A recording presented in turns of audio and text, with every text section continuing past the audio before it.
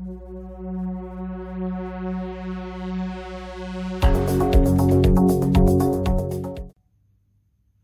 everyone, I'm Kancho Albert Venter, and today we'll be looking into the tactical deployment of the sword. We'll also be looking into the exercises that we do to practice and to get ourselves ready to get the sword out of the saya in lightning speed and cutting as effective as possible. Now, training with swords or any form of edged weapon is dangerous. They are by nature designed to do damage. So I would advise that while you're training to use either the shinai or the standard wooden katana. This will have the advantage of you not getting seriously injured.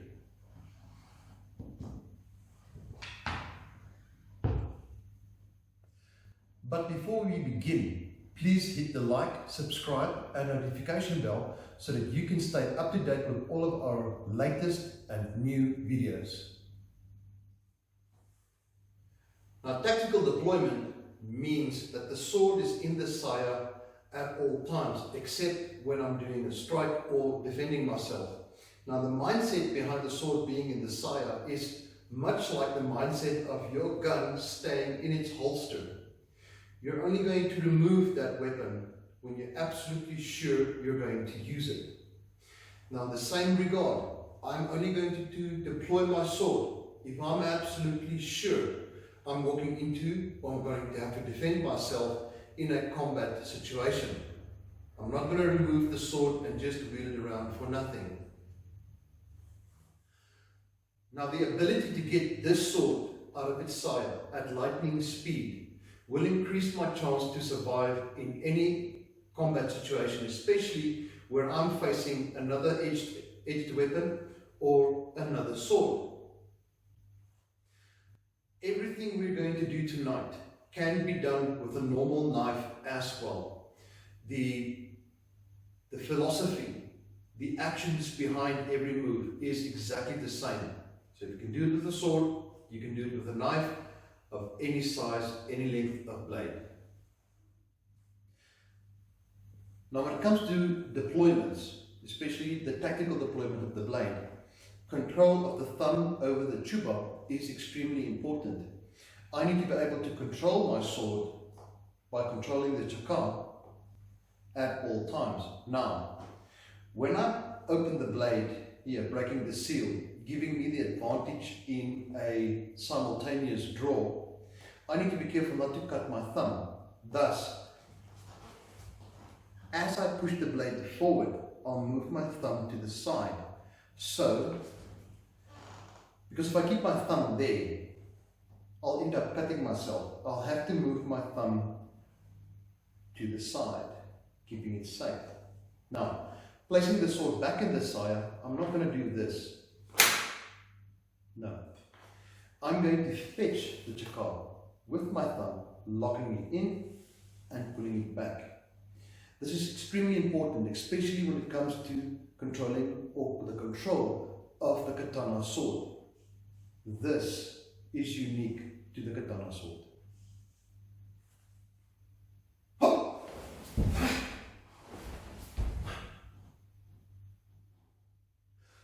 Well, okay, let's start with the rapid deployment in a defensive action in the 4 general directions. Now, there are 4 general directions, but there are 5 different ways of deploying it. To the front, to the left, to the right, and to the back.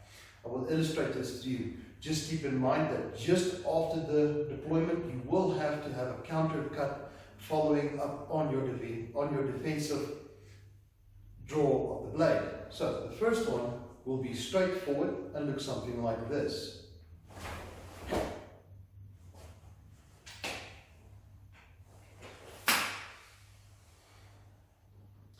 Second one will be to my left hand side.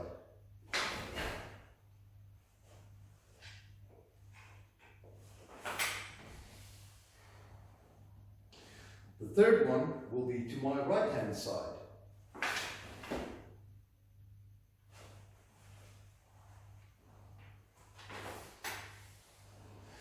Now the next two will be around to the back. So I'm just going to turn around so that you can see better. First strike at the back will be around my left hand side.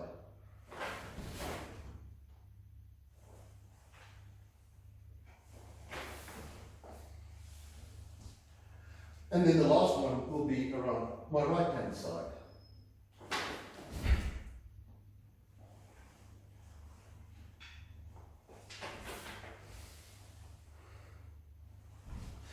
Now, like I said, every strike will have to be followed by a counter cut. So, if I were to go to my left hand side, it'll look something like this.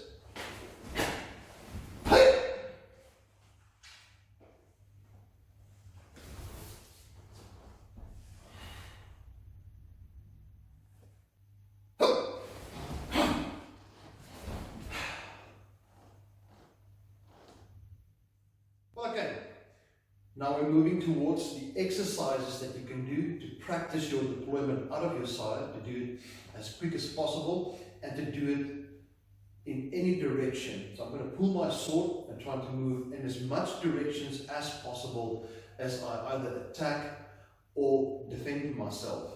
Now, when drawing your sword with the tactical deployment, I can either stay single-handed or I can end up with both hands on the Tokon for a more definite strike on my opponent. So it can either be single-handed or ending up with both my hands.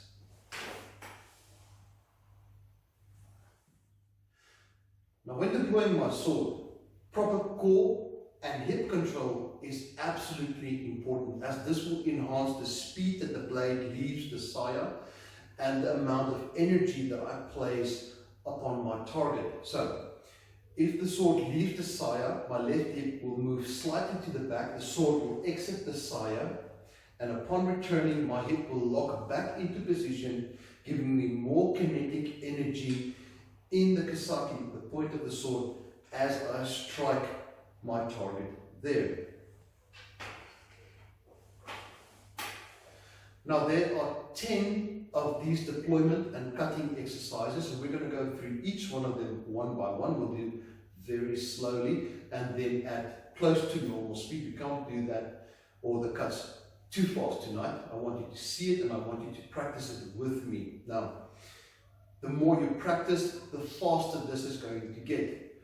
Always remember, have absolute respect for your weapon.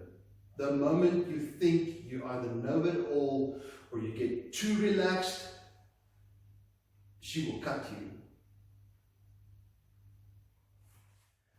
Remember that with all deployments or cutting or exercises that you do with your blade, your mind should be 100% on the cutting edge of this blade. It won't help you much just swinging it around and at the end of the day doing no damage to your target.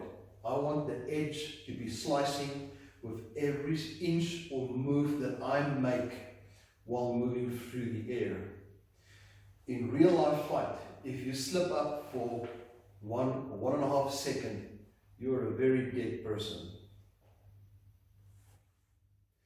Deployment or cutting, kata or exercise 1. The sword's going to leave the saya in a 45-degree angle up, cross over, and come back in a 45-degree angle down. Let's get close to real speed, but not too fast. Still want you to follow me as you practice with me. So it'll be from here.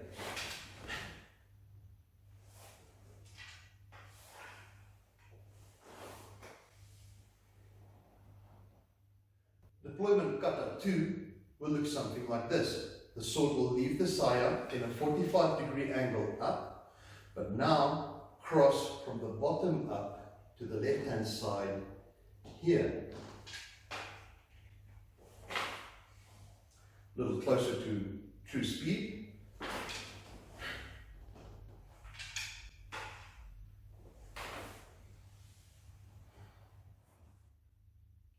Deployment kata number 3 will have the sword leaving the saya straight up and then horizontal cut in front of me.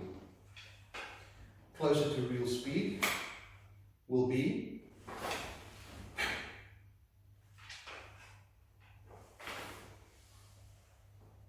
kata number 4 will have the sword leading straight up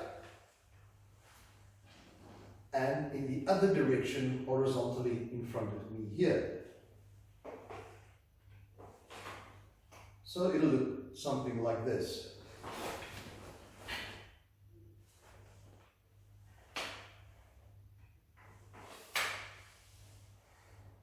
Kata number 5 will have the sword leaving the saya in a horizontal cut in front of me and then coming down straight in front of me. So, close to true speed will look something like this.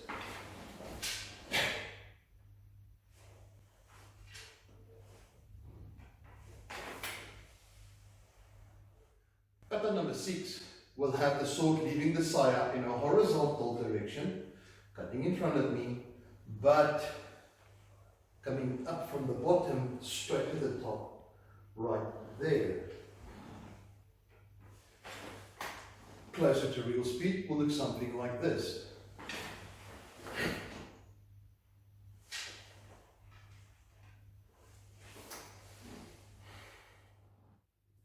Kata number 7 will have the blade leaving the saya in a 45-degree up.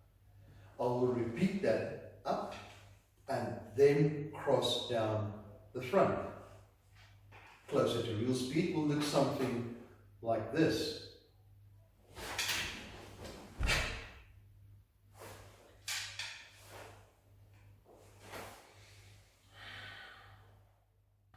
Kata number 8 will have the sword leaving the saya 45 degrees up, crossing in front of me, and then right to left. So, closer to real speed will be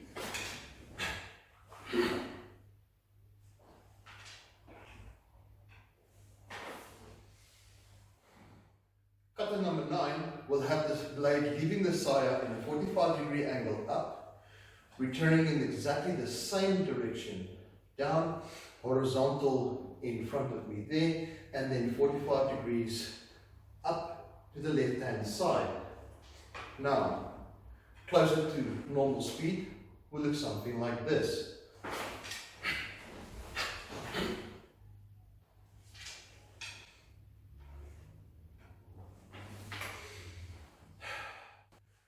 Kata number 10 will have the blade leaving in a horizontal direction in front of me, coming about, crossing from left to right in a 45-degree angle, crossing right to left down in a 45-degree angle, returning up in that very same angle, coming down left to right in a 45-degree angle, finishing up in a horizontal cut from right to left in front of me here.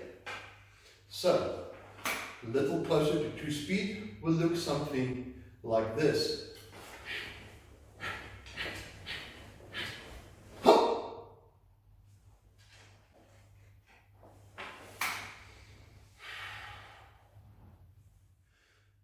Now this very same 10 exercises can be done either standing up or sitting in seiza.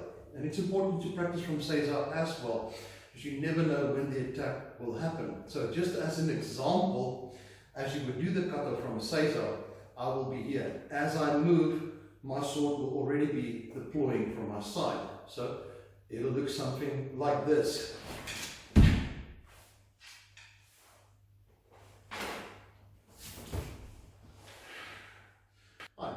Final tactical deployment of the blade for tonight would be our irimi attack. Now, in this attack, I'm going to drop in size. I'm going to go straight to the floor and attack the vulnerable areas of my opponent. If he's attacking from above, that'll make it much easier for me. So, the irimi attack looks something like this.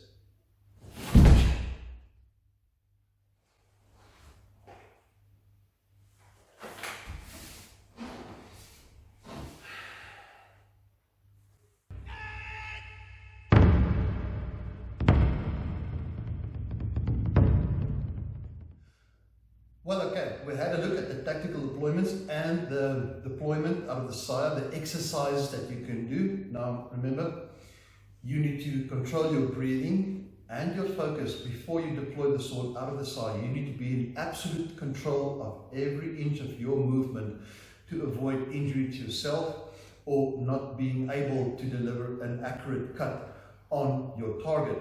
Please remember, swords are dangerous. All edged weapons are dangerous. If you're overconfident or taking chances, you will get injured.